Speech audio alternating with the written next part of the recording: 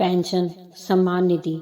माँ, तुम बिना यह क्या पिताजी की जरा सी 12,000 रुपए की पेंशन के लिए इतना माथा पच्ची कर रही हो। अरे, इससे ज़्यादा तो तनख्वाह तो हम एक कर्मचारी को दे देते हैं।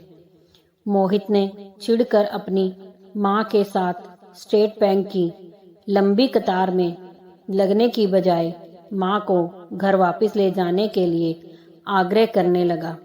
वैसे मोहित ने सच ही कहा था।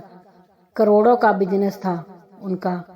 लाखों रुपए तो साल भर में यूं ही तनख्वाह और भत्ते के नाम पर कर्मचारियों पर निकल जाते हैं।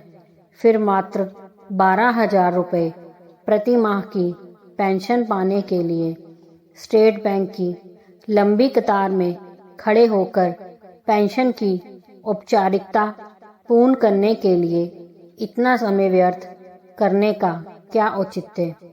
मोहित के पिता विशंबर नाथ जी का निधन पिछले माह ही बीमारी की वजह से हुआ था। वह लगभग 12 वर्ष पूर्व एक सरकारी स्कूल में प्राध्यापक पद से रिटायर हुए थे।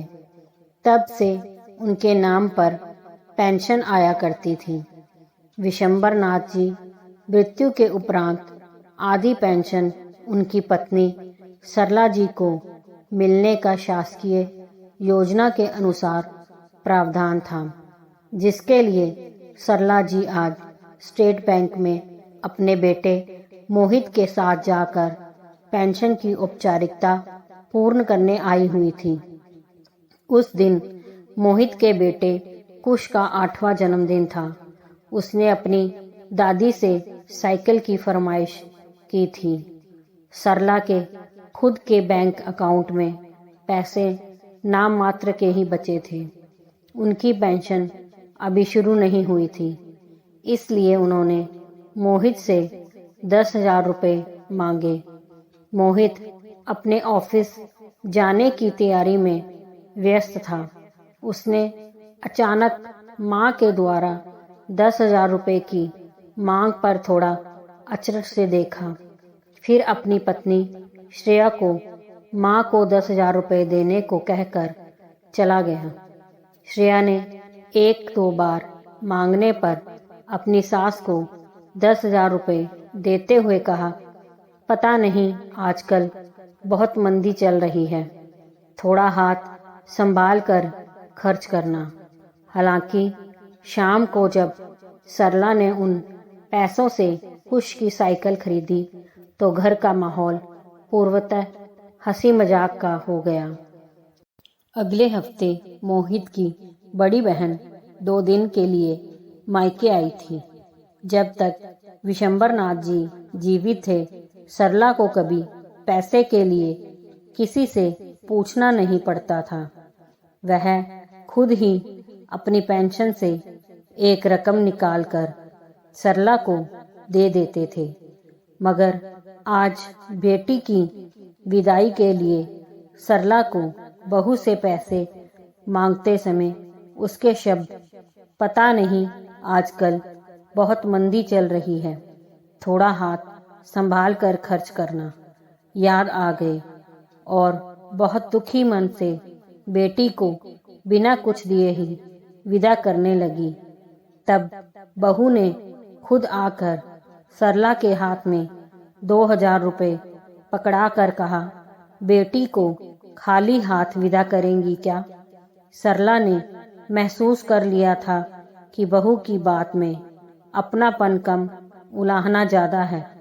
ऐसा नहीं था कि सरला के जीवन में पैसे का अभाव हो गया हो। उसके इलाज के लिए, दवा के लिए, मोबाइल रिचार्ज करना, छोटी मोटी ज़रूरतों के लिए तो मोहित बिना कुछ कहे ही पैसा लाकर दे देता था।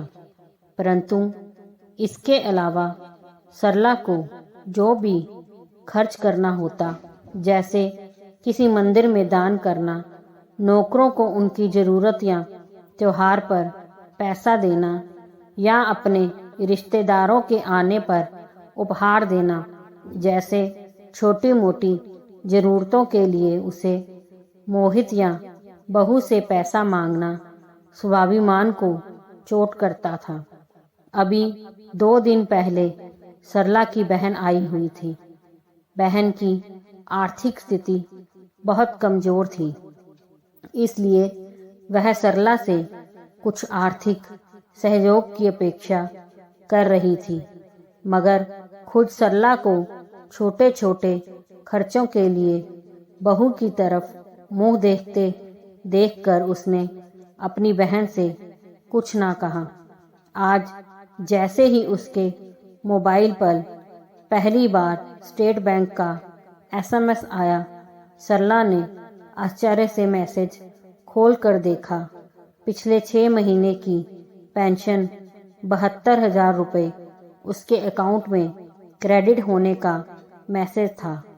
वह सरला नज़दीक के ATM से 10,000 रुपये निकाल कर जब घर आ रही थी, उसके आत्मविश्वास और कदमों की चाल ही बता रही थी कि पेंशन को सम्मान निधि क्यों कहते हैं। अपने करोड़पति बेटे की करोड़ों की दौलत से ज्यादा वजन सरला को अपने पति की पेंशन से मिले 12,000 रुपयों में लग रहा था। दोस्तों, अगर कहानी पसंद आई हो तो लाइक, सब्सक्राइब, शेयर जरूर कीजिए।